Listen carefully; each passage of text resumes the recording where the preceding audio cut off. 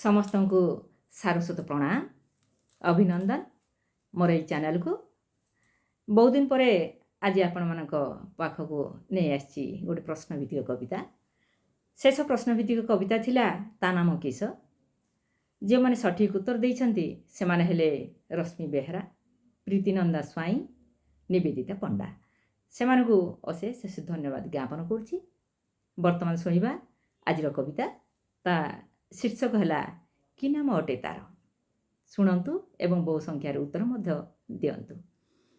ମନ ତରଳ ହୃଦ କୋମଳ, ମନ ତରଳ ହୃଦ କୋମଳ, କେବେ କଠୋର ଅତି ବଦଳିପାରେ କ୍ଷଣିକେ ରୂପ ବଦଳିଯାଏ ସ୍ଥିତି। କେବେ ଚଞ୍ଚଳେ କରଇ ଗତି, କେବେ ଚଞ୍ଚଳେ କରଇ ଗତି ପବନେ ଯାଏ ମିଶି, କେବେ ସେ ସ୍ଥାଣୁ ପାରଇ ବସି, କେବେ ବା ପଡ଼େ ଖସି। ନାହିଁ ତା ପ୍ରାଣ, ନାହିଁ ତା ପ୍ରାଣ ପିଣ୍ଡେ ଜୀବନ, ସବୁରି ସିଏ ପ୍ରାଣ। ତାହାରି ପାଇଁ ଉଠଇ ହସି ଏ ଧରା ଉପବନ। ଯେ ପାରେ ଭ୍ରମି ଏ ତିନିପୁର, ସବୁଠି ଯାର ଘର, କାହା ଦୁଇତା ଜଗତ ଜିତା, କି ନାମ ଅଟେ ତାର, କି ନାମ ଅଟେ ତାର, କି ନାମ ଅଟେ ତାର। ଆଉ ଡେରି କାହିଁ କରୁଛନ୍ତି?